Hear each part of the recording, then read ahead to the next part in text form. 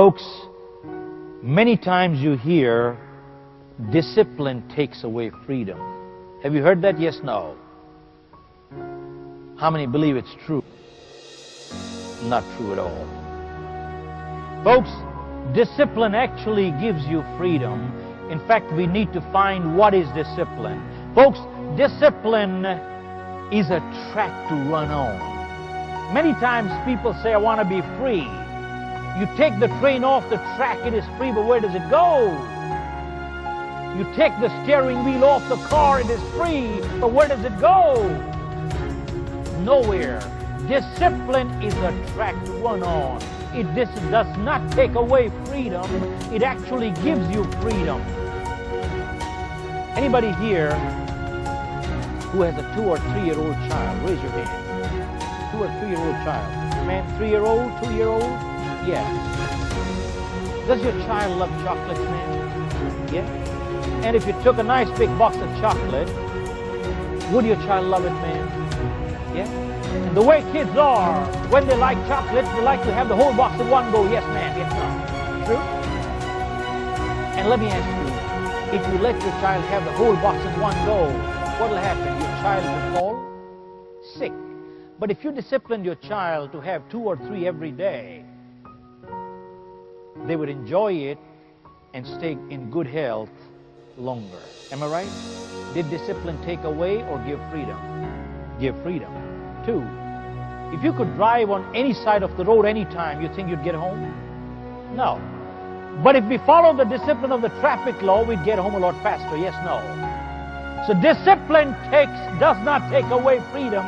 Folks, it actually gives you freedom. We need to learn from the animal kingdom, folks. Many times you got to be unkind to be kind. All medicine is not sweet, but you got to have it. All surgery is not painless, but you got to take it. Nature teaches us a lot. We all have seen that big animal, the mama giraffe, 20 feet tall. A mama giraffe gives birth to a baby giraffe standing. Too tall it can't sit. All of a sudden, the baby plops down from mama's cushion and falls down on earth. Bang. Baby is weak and wobbly, can't get up. What does first thing mama do? Mama goes right behind the baby, takes a little head start, and comes and gives one kick. And the baby jumps up. I'm sure giraffe kicks must be pretty hard. I haven't had it. But the baby jumps up. But the legs are weak and wobbly, the baby falls down again. Mama goes behind and again gives one more kick. And the baby jumps up again, but the legs are weak and wobbly, the baby falls down again. And mama goes behind and again gives one more kick. Mama keeps kicking till the baby is able to get on its feet. Why? Because mama realizes that the only chance of survival for the baby in the jungle is to get on its feet. Otherwise, they would be what? Yeah, they would be eaten up by the predators. The question is this an act of love? Yes, no. Folks, discipline is an act of love.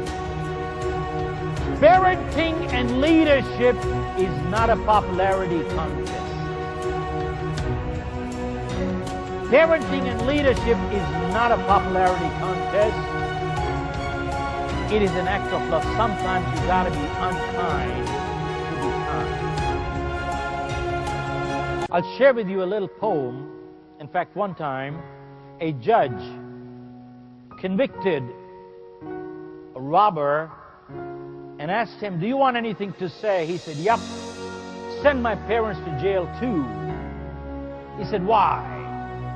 He said, when I was a little boy, I stole a pencil from the school. My parents knew about it, never said a word. Then I stole a pen. They knew about it, never said a word. And then I started stealing other things, never said a word. Gradually, I started stealing in my neighborhood. And here I am. If anybody belongs in the jail, my parents do too. Folks, that does not absolve him of his own responsibility. But the question is, did the parents do their job right? Yes, no. Folks, parenting is not a popularity contest. I want to share with you a poem I came across, and I don't know again who the author is, but let me share. A parent says, when my children are old enough to understand the logic that motivates a parent, I will tell them, I love you enough. I loved you enough to ask you where you were going, with whom, and what time would you be back home.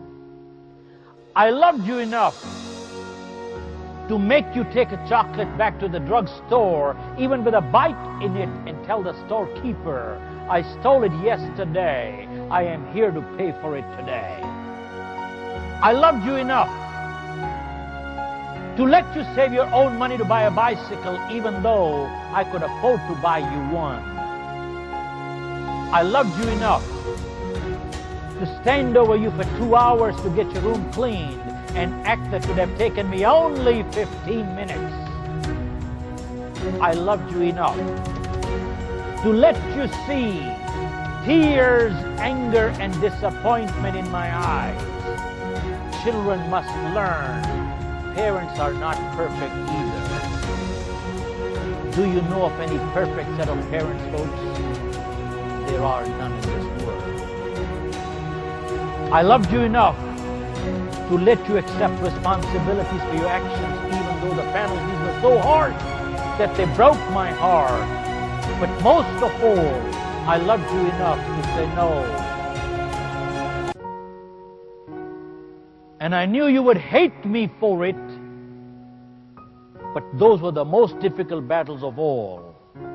I am glad I won them, because in the end, you won them too. Because in the end, you won them too. Folks, parenting is not a popularity contest at all. Sometimes you got to be unkind to be kind. Folks, going back a few years ago, I read an article in the United States, and it said, we people. You know what we people means? Not Mr. We people over 50, I am over 50. We are the no generation. You know what the no generation means? When we ask the parents, can I buy this? They said no. Can I go to the movies? No. Can I go to the restaurant? No. And when they said no, they meant no. And from the eyes you could tell, you better not ask again. Could you relate to that? Yes, no? Yeah. He says, we're the no generation. He says, our kids are the yes generation. Anytime they come and ask you, can I buy this? Of course. Can I go to the movie? Oh, yeah. Can I go to the restaurant? Of course. And if perchance you ever said no, they say, why? And now you explain the why. Then they again ask you why. You explain the second why, they again say why. And now the third why, and the fourth why, and the fifth why. Why does the sun come out of the east? I don't know why. That's the way it is. When you go to the doctor, he looks at your blood profile, and he says, you got malaria. You say, why? What do you mean, why? Because he's went through 30 years of medical school, because he knows more than you do. That's why. Folks, let me ask you a question. Does a 4-year-old have the same maturity level of a 40-year-old? Yes, no. You can explain all the why you want. Sometimes they don't understand because I say so. Folks, I'll answer all the why you want so long as the why comes out of inquisitiveness. That's fine. But sometimes people who have never learned to obey and never learned to command either. People who have never learned to obey have never learned to command either. Folks, parenting is not a popularity contest. I see the time here. I could go on for 3 days, folks. no. Do you want me to go on a little bit more or stop here? Go on. Where's Richard? Richard has to cut short the lunch break, my friend. Folks, I'm just going to wind up quickly here. A couple of things I just want to share. Many times you hear people saying, I just don't have enough time. Time flies. Time comes and goes. Folks, it is flying right now. Time just comes and goes away. There's not enough time to do anything. Have you heard that? Yes, no? Yeah? Funny part is, how many believe it's true? Raise your hand.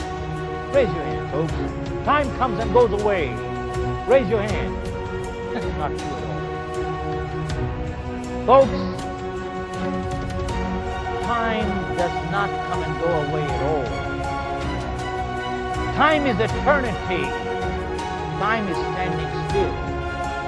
We come and go away. We come and go away. You see, yesterday is history. Tomorrow is mystery. Today is a gift. That is why they call it a present. That is why they call it a... Someone asked a medical doctor, how did you pick your field? He said, going back 50 years, I used to live on a farm, and I was 10 years old, and I had a little brother, 6-year-old, who fell sick and sick real bad.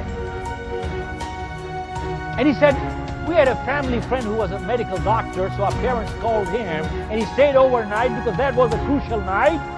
And all night the doctor kept struggling with the kid. And next day morning the doors opened, and the parents walked in, and they asked the doctor, is that kid going to live? And the doctor said, not only is your kid going to live, but he's going to live a good life.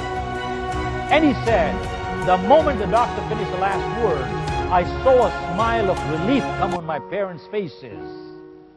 And he said, I was 10 years old. And he said, the moment I saw the smile of relief on my parents' faces, that's the time I made up my mind.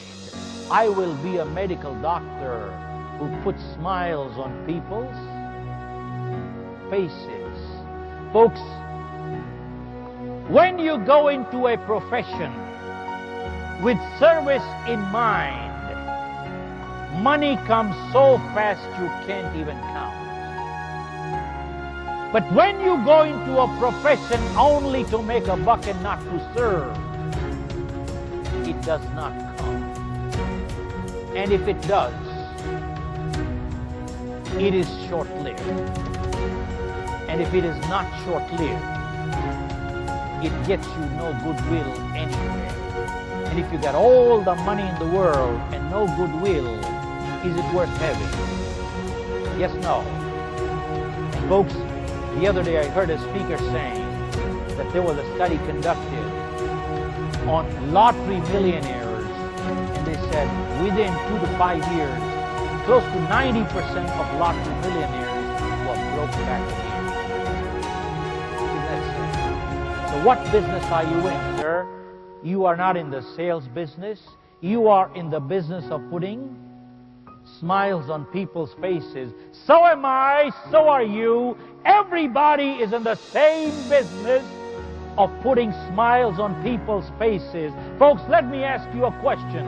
If everybody in your organization started realizing this little philosophy that we are in the business of putting smiles on people's faces, what would happen to productivity? What would happen to productivity, folks? Go up. But isn't that what we want? Yes, no. Folks, when a person says, I am good because I don't steal, cheat, lie, that's not true. If they don't cheat, it only means you're not a cheat, but that does not make a person good. If a person does not tell lies, It only means they're not a liar, but that does not make a person good. And when they say, I don't steal, it only means you're not a thief, but that does not make a person good. Folks, go ask a doctor. Absence of ill health does not mean good health. Similarly, absence of fault does not make a person good. A person becomes good when they actually do good.